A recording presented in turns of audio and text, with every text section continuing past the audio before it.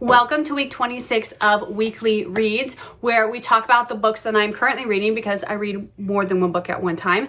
And then we go through the week and share the books that I finish, books I start, some reviews, just things like that. And then a week later, I share where I'm at again with all the books. I currently have 7 books started. I usually have 6, but we're going to talk about why I have 7. The first 2 are the ones that have been on here the longest, and they're the ones that are year-long projects. The first one is the Bible. I'm trying to read through the Bible, and I have a plan, and I'm sticking to it. If I miss a day, I go ahead and catch up. The other one is a gratitude journal, so it just has a prompt, and I've definitely missed some days. So I think I'm about 20% into that. The third book is the book that I read with those, and that is When Godly People Do Ungodly Things by Beth. And it is a full chapter book about people who know and are trying to follow God and why they kind of get off that path, which I really enjoyed. There were some instances, especially last summer, that I think this would have been really helpful, but better late than never. I'm connecting dots from last summer and then jumping forward, should know a little bit more about myself and how to prevent some issues that arise.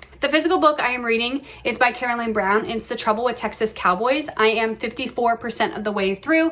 It is the second book in the Burnt Boot Texas series, and there is a 100-year feud that we are dealing with. We dealt with it in the first book, and we're dealing with it now. Our female main character, Jill, is in the middle of it. She's part of a neutral family, and both sides want to date her and want to get her on her side because she has a say in this ranch. The ranch hand, Sawyer, who is also kind of a neutral ground, trying to get him out of the way so that they can get to Jill, but Jill and Sawyer end up staying in the same quarters, and so they have a lot of time to talk and kind of strategize, which I think is really fun, and definitely some forced proximity there. The first audiobook I'm listening to is Raising Girls Who Like Themselves. I'm 65% of the way through. Last week I did not listen to it at all. I was able to renew it at my library, so it kind of fell in priority, and so I kind of left it at that 65%.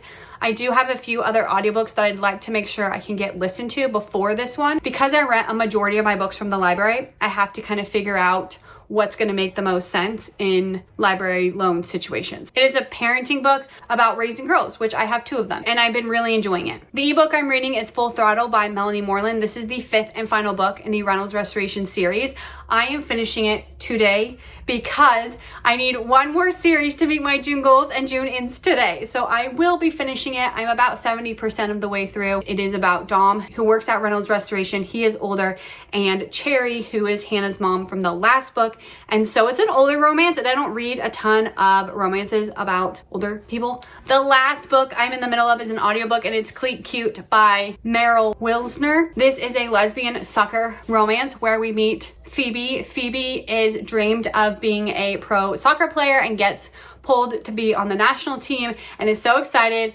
Also because her idol Grace is on the team. Grace has been playing professional soccer for a very long time, and so while Grace is the captain and in a leader position, there's not really an age gap there. I am 25% through, and they are complete opposites, but sparks have already flown, and I just needed a silly romance after my 57-hour audiobook I listened to last week. Those are the 7 books we are starting week 25 off with. We will see how this goes because the later half of the week, there's an American holiday, and my husband has extra days off work, so I don't know if that's going to mean more or less reading. We will see. I finished Full Throttle on that Monday, which meant I finished my June goal of finishing up 5 series. This is the last book in the Reynolds Restoration series. As I said, it follows Dom and Cherry, and it's a little bit of instant love, but they both definitely have baggage with them being older, and they both have walls up. And so Dom used to text Cherry and kind of put her walls down, but he doesn't realize that at that same time his walls are also coming down, and Cherry's there for him as he reveals a really big secret,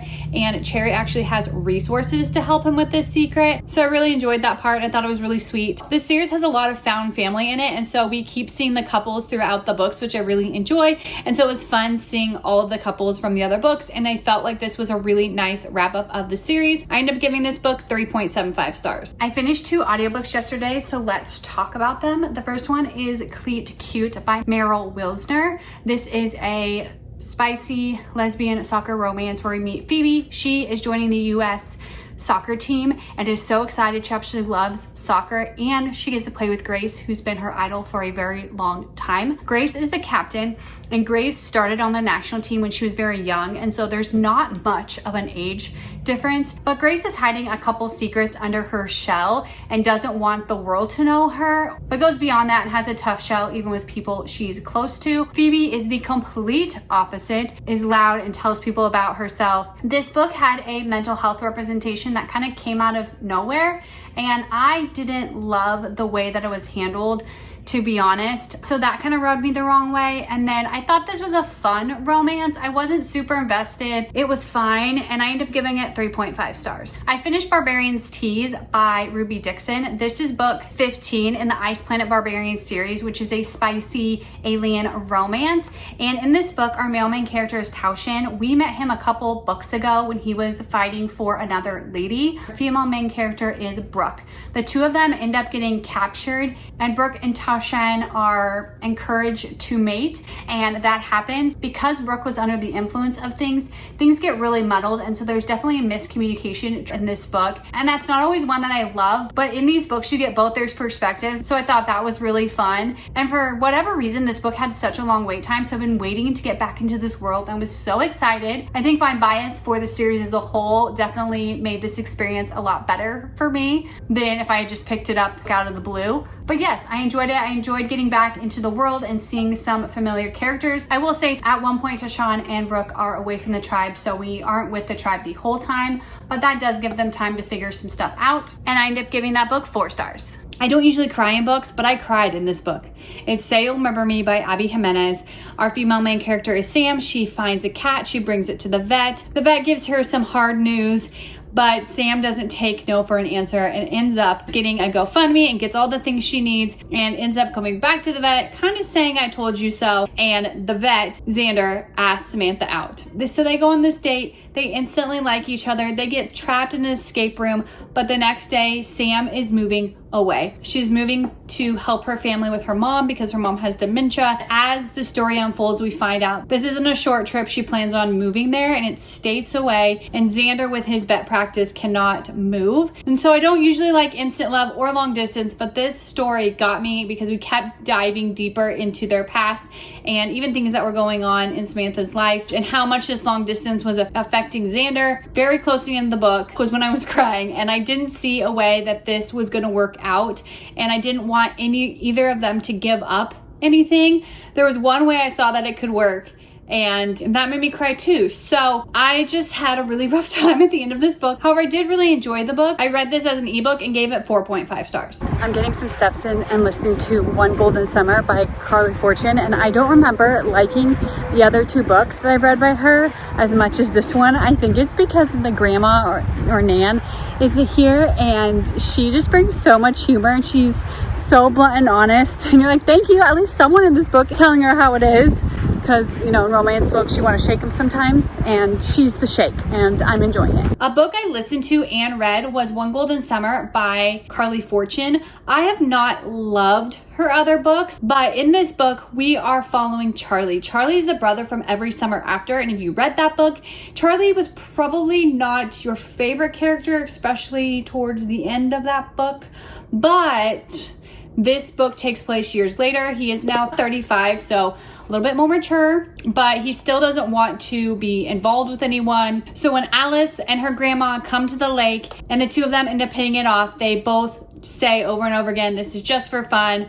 And it comes out that Alice actually took a picture of Charlie, Percy, and Sam, who are main characters in Every Summer After, and it was called One Golden Summer. And that's what started her photography career. But now she's trying to figure out what's next, and her grandma needs her for the summer. That's how Alice ends up at the lake. I like Charlie and Alice's characters, but my favorite character was the grandma or Nan. She was hysterical, and she said the things that go on in my head when I'm reading a romance book, and I really liked that. I also gave this book 4.5 stars. I finished the audiobook Raising Girls Who Like Themselves by Kasey Edwards. This book also had a dad's perspective, which I liked throughout the book. While this is a parenting book about raising confident girls who like themselves, this book also helped me understand myself, how the way I was raised affected me, not necessarily in like a terrible way, but just it helped me understand myself, which especially the last year is what I've been working towards.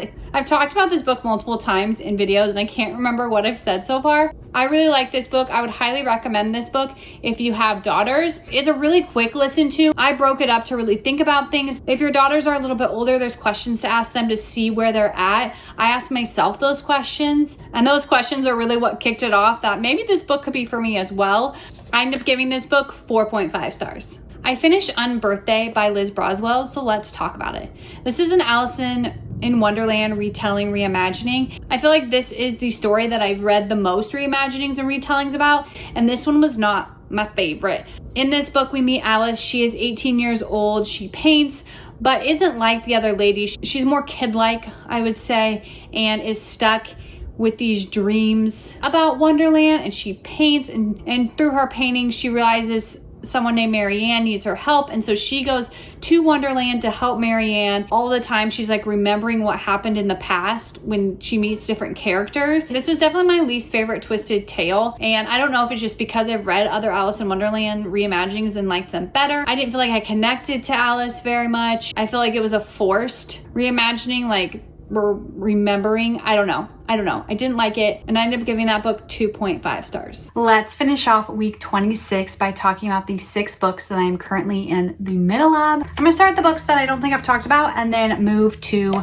the books that we always talk about. So the first one is my audiobook, and it is Caught Up by Neessa Allen. This is the second book to the Lights Out book, and if you know anything about that book, it is a spicy book, best consumed in audiobook form in my opinion. And so I waited for the audiobook of Caught Up, and I am 24% of the way through, and I am loving it. It is definitely spicy, but I am a sucker for a mafia romance, and that is what this is. It is a second chance kind of, but the reason why it's a second chance I can get behind, because if you know me at all, second chances to be convinced. I am fully convinced. Anyways, I'm really curious to see where this book all takes us. We have some characters that could take us some places, considering one's in the mafia, and then our lady is a cam girl, is the best appropriate way to say that. I've been trying to get 10,000 steps every day, and so I've been listening to a lot more audiobooks, and I'm so enjoying this book.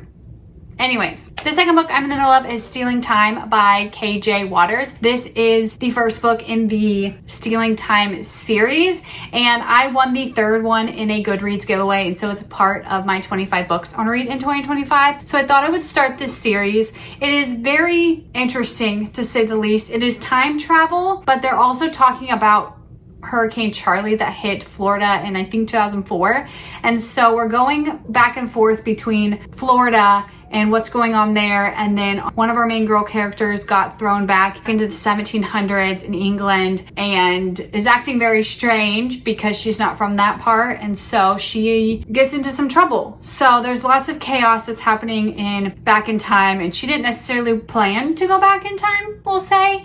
So she's very confused and wants to get back, and so the person here is trying to get her back. And then there's another couple that's dealing with Hurricane Charlie. I don't know how all these stories fit together, because the girl back in time is dating the one here, and her friend is the one dealing with Charlie. I am 67% of the way through Stealing Time. The third book is my physical book, and it is The Trouble with Texas Cowboys. I thought I was gonna be able to get it done this week. The beginning of the week, reading started out really strong, and then it just went downhill with some different things that were going on, which is totally fine, but I didn't get as many books finished as I wanted to. Trouble with Texas Cowboys was definitely one of them. I'm on page 245, which is 63% of the way through. I'm liking this cowboy romance. It's definitely not one of my favorites. I think I talked about this in the introduction, but there are two families that are feuding and our couples in the middle. This feud is such a big deal that seems like almost overshadows the romance, which I don't love. I don't know how I feel about this series in general. There are, I think, 2 more books. It is a series I'm going to finish this year because I started it last year, which is a goal of mine, to finish all the series I started last year, this year, so we don't continue to just take series on forever. The fourth book is an ebook, and it is When Godly People Do Ungodly Things by Beth Moore. I'm still really enjoying this book. I definitely missed days. I am behind on my Bible reading. I didn't do all my gratitude, which are the last 2 books.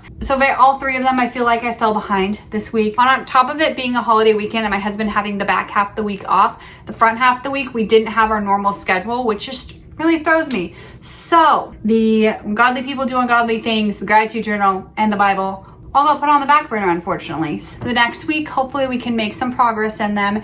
And yes, so stay tuned where we get into our July schedule, which is different than our June schedule. I hope you enjoyed. Follow along if you did, and I will see you in the next video. Bye.